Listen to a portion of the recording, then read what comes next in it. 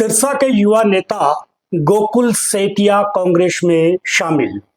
अब बड़ा सवाल ये उठता है कि सिरसा विधानसभा की सीटों के मामले में कुमारी शैलजा के हाथ रहेंगे खाली। आज इसी सवाल पर चर्चा करेंगे। नमस्कार, मैं विनोद विक्टर, आप देख रहे हैं नॉन स्टॉप एलनाबाद।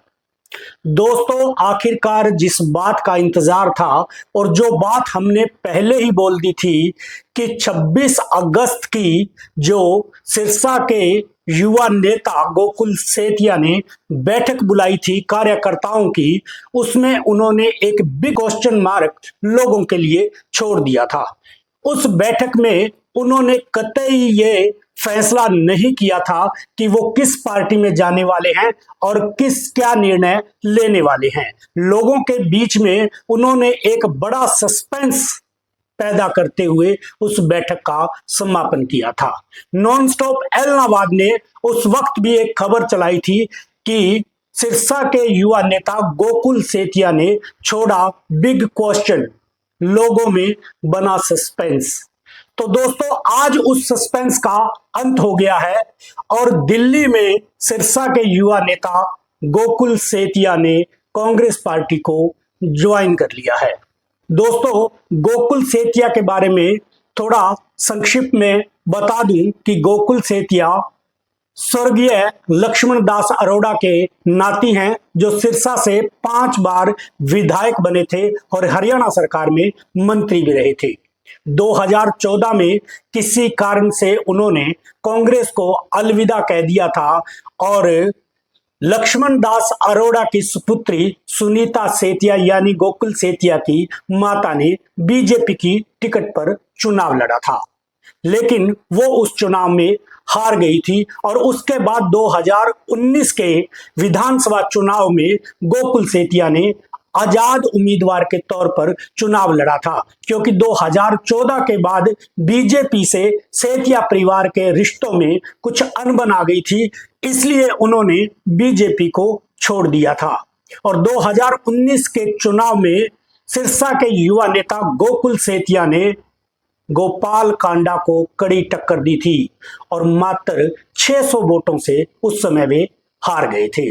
लेकिन अब कांग्रेस में आने से एक बार फिर संभावनाएं यही बन रही है कि उनकी गोपाल कांडा से इस बार भी कड़ी फाइट होगी और इस फाइट में कहीं ना कहीं कांग्रेस में आने से गोकुल सेतिया का पलड़ा इस समय भारी नजर आ रहा है।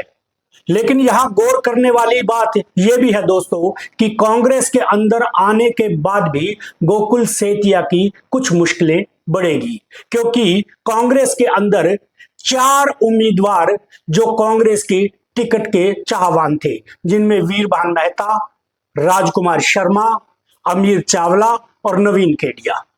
हालांकि जो वीरभान मेहता थे वो सिरसा की सांसद कुमारी शैलजा के चहेते समझे जाते हैं और कुमारी शैलजा उनकी टिकट के लिए पूरी तरह से अपना दमखम लगा रही थी। लेकिन कहीं ना कहीं गोकुल सेतिया भी अगर कांग्रेस में एंट्री की है तो वो भी टिकट की शर्त पर ही की होगी। आपको ये भी मैं बता दूं कि गोकुल सेतिया कांग्रेस में एंट्री उनकी वाया पंजाब हुई है।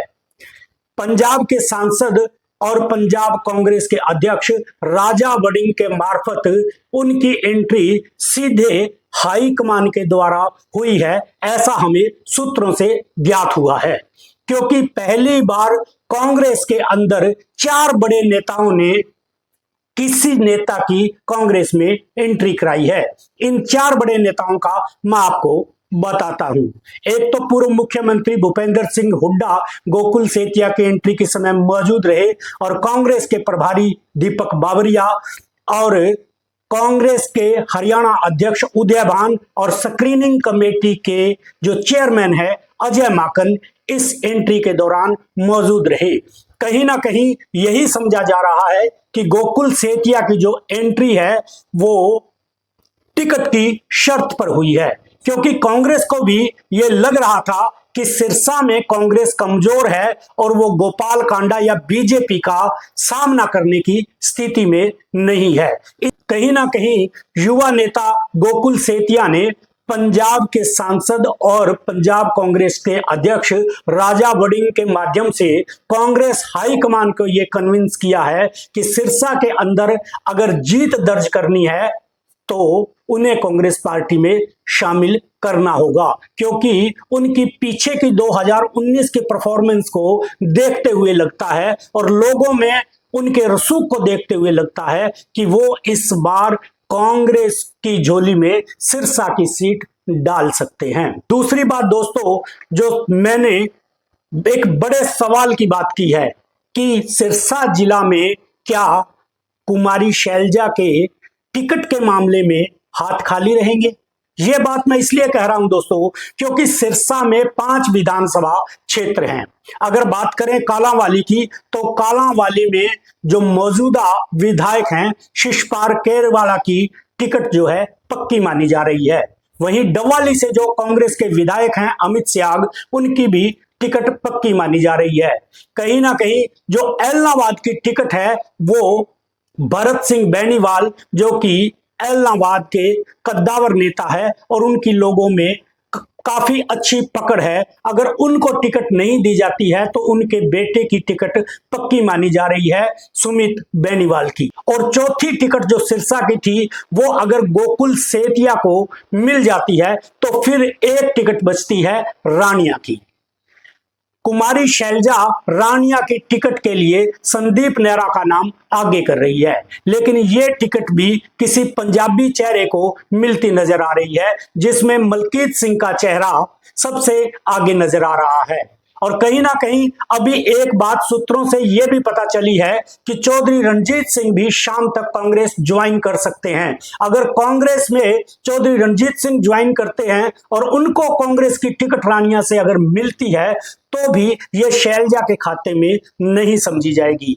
इसलिए लोगों को हैरान करने वाली ये बात है कि कुमारी शैलजा के हाथ टिकट के मामले में सिरसा जिला में खाली नजर आ रहे हैं। अगर ऐसा होता है दोस्तों तो जो शैलजा ग्रुप के नेता समझे जाते हैं उनको लिए ये सिरसा में एक झटका होगा।